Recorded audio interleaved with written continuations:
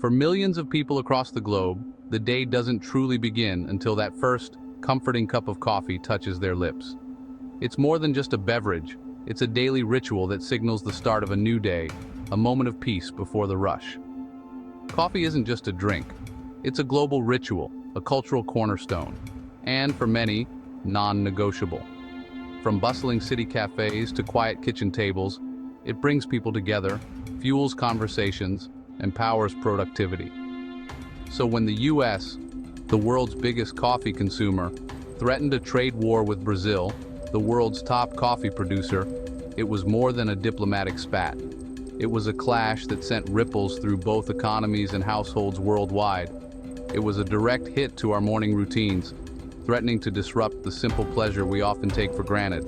The Trump administration floated a massive tariff on Brazilian coffee imports, sending shockwaves through the industry and sparking heated debates among politicians, business owners, and coffee lovers alike.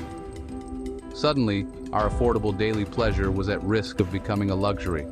The thought of paying double for a cup of coffee was enough to make anyone anxious. The US relies heavily on Brazilian beans, importing millions of pounds every year to satisfy its caffeine cravings. For decades, it's been a smooth partnership. Brazil grows, America roasts, and we all caffeinate. This relationship has shaped the way we experience coffee, from farm to cup. But this new policy threatened to upend that entire supply chain, turning coffee into a pawn in a high-stakes game of international trade, with millions of livelihoods hanging in the balance. Political decisions made far away were about to hit home, right in our mugs, affecting families, businesses, and communities across the nation. The proposed tariffs weren't just abstract policy. They were a direct assault on budgets and morning rituals, forcing people to rethink their daily habits and spending. When you mess with people's coffee, you're playing with fire. The backlash was immediate, with customers and cafe owners voicing their outrage, and someone was about to get burned. The battle over coffee had just begun, and its outcome would affect mornings everywhere. Why target Brazilian coffee? It's not just about the beans, it's about the power those beans represent on the world stage.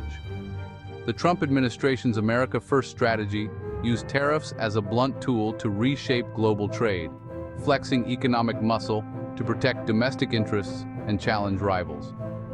Brazil, with its massive exports and growing influence, became a prime target. As the world's largest coffee producer, Brazil's role in the global market is impossible to ignore. The US threatened a 50% tariff on coffee, hoping to gain leverage in unrelated negotiations, using coffee as a bargaining chip in a much bigger game. But here's the catch. America doesn't really grow coffee commercially. The US relies almost entirely on imports to satisfy its caffeine cravings. The move was as much about politics as economics. Washington was wary of Brazil's ties with China and its role in the BRICS alliance, fearing a shift in global power dynamics. The tariff was a not-so-subtle message. We don't like your new friends, and we're willing to use economic pressure to show it. The announcement sent shockwaves through the industry. Traders, exporters, and cafe owners all scrambled to make sense of the new reality. A 50% price hike isn't something you can just absorb. For many, it threatened to upend business models overnight. American roasters, big and small, faced a tough choice. Pay more or abandon Brazilian suppliers, risking quality and customer loyalty. The tariff hammer was poised to fall, and the global coffee market braced for impact, uncertain of what the next day would bring. Suddenly, coffee wasn't just a drink. It was a battleground, a symbol of international tension and economic brinkmanship. And the stakes were sky high, with livelihoods, alliances, and your morning cup all hanging in the balance. Brazil didn't just sit back and accept the situation. Instead, the country's leaders and coffee industry quickly realized they needed to act decisively to protect their interests. President Lula da Silva pushed back hard, pointing out that Brazil actually ran a trade deficit with the US, making the American claim of unfair trade look absurd. He made it clear that Brazil would not be bullied or pressured into submission. But Brazil didn't stop at words. Behind the scenes, business leaders and government officials began working together, determined to find new solutions.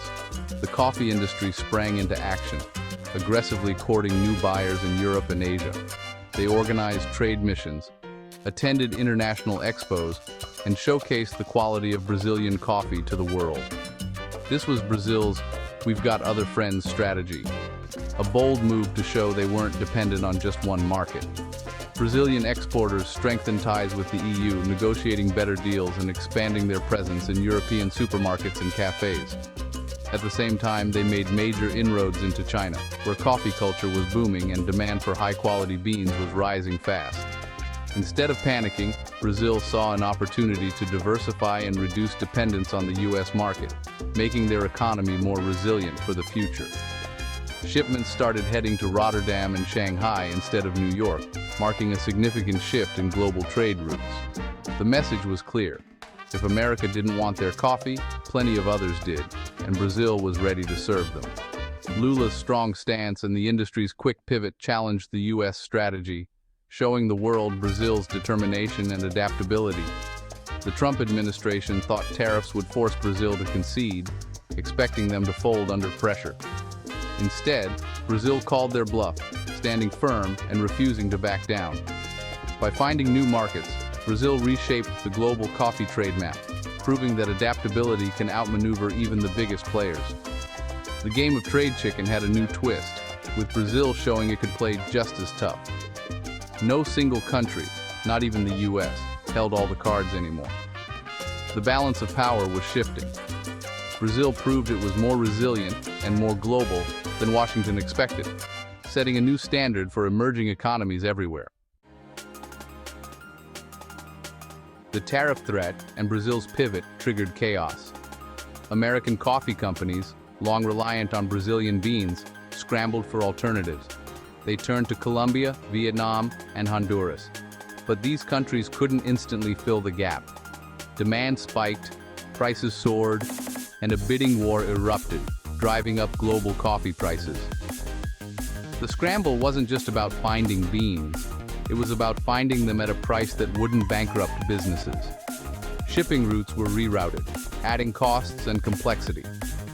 Different beans meant different flavors, forcing roasters to reformulate blends and risking customer loyalty.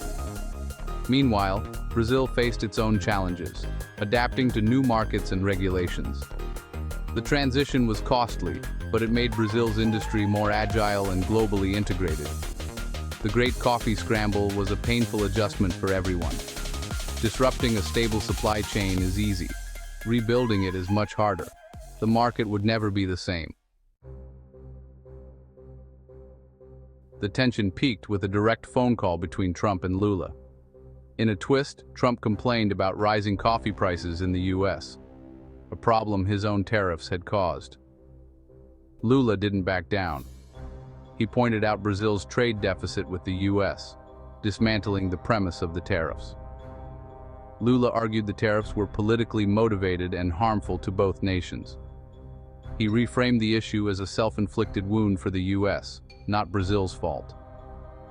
Lula's calm, fact-based rebuttal made it clear Brazil wouldn't be bullied.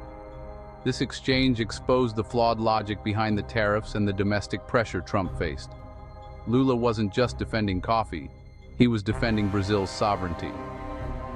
The call ended in stalemate, but Lula had shifted the narrative. Any future negotiations would now be on more equal footing. The power dynamic had changed. The coffee dispute was just the tip of a much larger iceberg. Lula made it clear.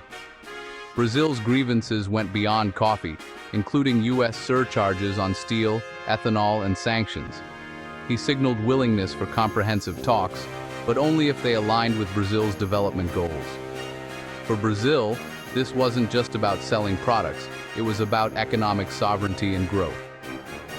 The fight over coffee was a symptom of a deeper disagreement about the nature of the trade partnership. Lula linked the coffee issue to broader concerns, forcing the US to confront the full spectrum of a strained relationship. The biggest losers? Ordinary Americans. With tariffs looming, U.S. roasters and cafés passed on the costs. Coffee prices rose, from grocery store bags to your morning cappuccino. The tariffs became a direct tax on consumers' daily rituals. Roasters scrambled for non-Brazilian beans, changing the taste and consistency of many blends. Small coffee shops, already on thin margins, were hit hardest. The lesson: global trade disputes have real, tangible consequences.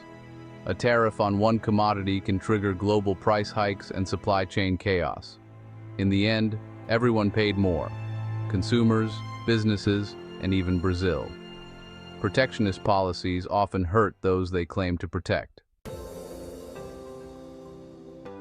Despite the drama, the Trump-Lula call opened a path to de-escalation. Both sides agreed to appoint negotiators, moving the conflict from public posturing to diplomacy. A high-level meeting was set between Brazil's foreign minister and U.S. Secretary of State Marco Rubio. The focus shifted from threats to solutions.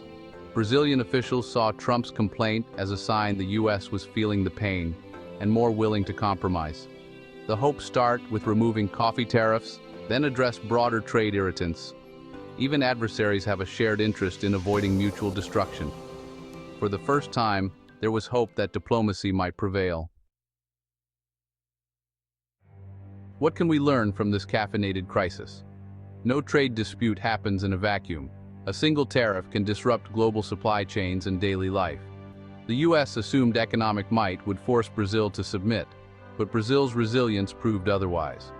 The saga showed the limits of economic bullying and the importance of global cooperation.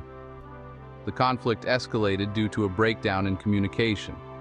Resolution only began with dialogue. The world economy is delicate. Protecting it requires respect and compromise, not confrontation. The coffee war was a bitter, expensive lesson in the value of diplomacy.